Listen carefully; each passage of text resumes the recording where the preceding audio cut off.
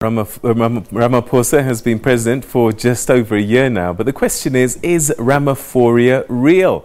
Well, a survey to determine voter behavior has found that the introduction of President Cyril Ramaphosa has been a game changer for both the ANC and government. The findings were conducted by the Center for Social Development in Africa over a span of 2 years and covered over 3,000 respondents. Cyril Ramaphosa's ascension to the highest office changed the country's political landscape significantly. That's according to the Center for Social Development in Africa. The center's newly released research predicts that the Ramaphoria phenomenon will have an impact on the ANC's fortunes in the May elections. He, in a way, is what I would say is a bit of a game changer in this election.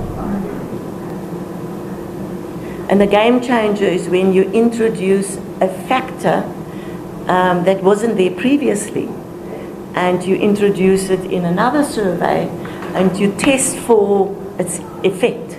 The survey suggests over 70% of South Africans thought corruption had increased, but voters still trust Ramaphosa and his party. Only 22% thought it didn't increase, so a very small percentage. So those who vote for or who would say they've got trust in President Ramaphosa doesn't mean in his leadership or in the presidency, doesn't mean that they don't think corruption hasn't increased. However, this has also made the South African voter behavior more complex. And this is the dilemma. It seems that the voters are thinking that there are difficult choices that people are making here, weighing up their concerns and issues about corruption, about socio-economic well-being, the economy. While the preference numbers for the DA have declined, the EFF's positioning as a party that seems to personify public frustrations appears to be rewarding it. There's this appeal to a rebellious nature in society, and the EFF is the epitome of that.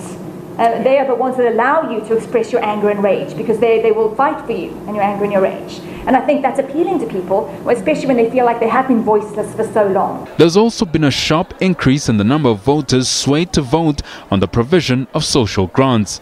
Despite the positives that can be derived from the provision of grants as a determining factor for voters, experts say that it may be a concern as it may signal a lack of understanding of the constitutional rights. What does that mean in terms of South Africa's quality democracy? Because if most people still consider socioeconomic conditions to be a key factor as a determinant for them in voting, then that means that we're living in a society where people could prefer an authoritarian system over democracy one day, if it means that that authoritarian system will deliver on food on the table.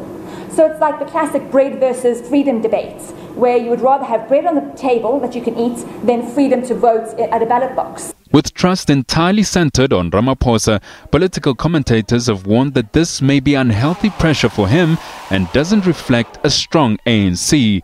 Itakana Magwedza, SABC News, Johannesburg.